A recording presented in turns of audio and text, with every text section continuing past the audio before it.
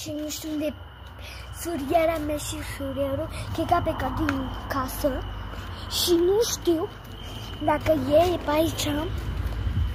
Nu știu, îmi vine să cineva vine după mine, ceva așa și voi să ascult. Și nu știu, și așa sunt ce se caut. Nu, mame, nu, e cineva pe... Nu să vine cineva după mine. Mergi. Băi, lasă-mă în pace odată. Acum vine când mă scap. Mi-e frică și...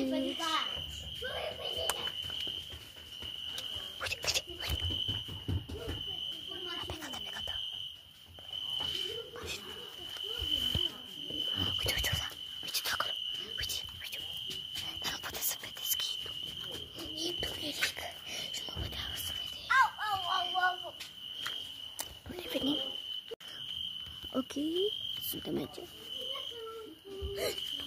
Mă găsește. Mă duc repede. Mă duc repede. Colicicătă. Fugi. Mă găsește. Fugi, repede, colicicătă.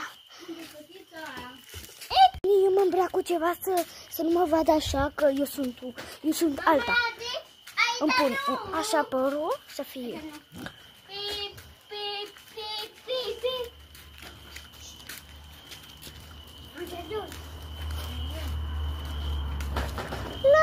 La, ui, m-a căzut codița.